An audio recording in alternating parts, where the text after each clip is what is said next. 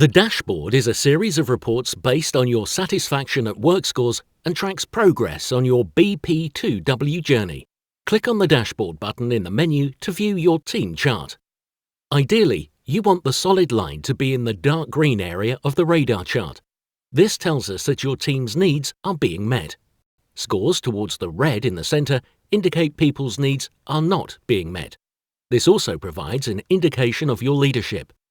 In the Chart View selector, hover over your team's name to see a shaded view of your chart. Click the box in the Min column to see the team's minimum scores, which are illustrated by a dotted line. Click the Rank Order button to view the rank ordering of the 7 indicators and the 28 diagnostic questions. Close the pop-up window and scroll down the page to view completions, average scores and answer distribution. Click the Completions dial to see satisfaction at work diagnostic completion rates for your team. Turn down the chevron icon to see who has and who has not completed the diagnostic. Click the Average Scores dial to see the average scores for your team.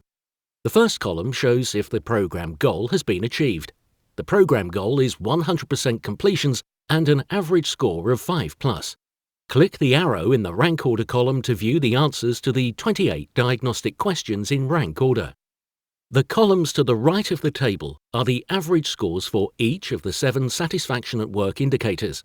In addition to these, there is an average score for all 7 indicators combined.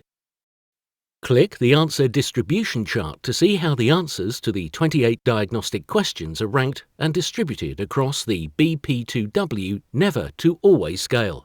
This is how you are asked to answer your diagnostic questions.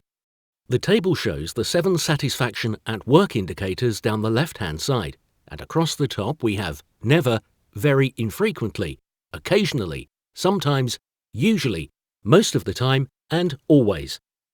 Scroll down the page to see the pie chart and table. Hover over the titles in the table to highlight the sector and percentage on the pie chart. Ideally, you want everyone scoring usually to always, which is an indication needs are being met. Aim to keep the needs unmet percentage total to 10% or less.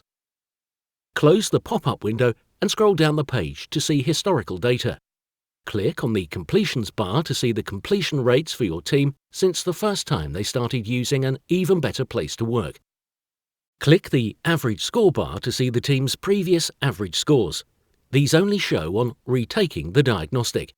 You can see the team's average score at the top of the bar and the retake date at the bottom. The dark blue bar shows your average score for the first time you took the diagnostic. Scroll down the page further and click on the bars to see the team's highest and lowest scoring questions. Improve the team's lowest 3 scores to improve morale. At the bottom of the page is a link to Progress Chart.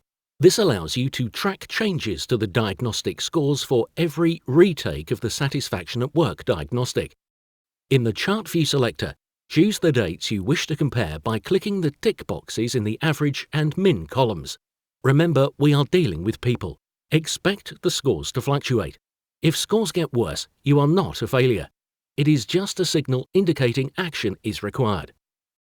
Return to the dashboard screen and click the drop-down box to see your personal chart for GB Management, your personal chart for Human Resources, the whole New World Organization, your division, Great Britain, your team, GB Management, and your team, Human Resources. Click any of these to see the dashboard data for that specific team or division.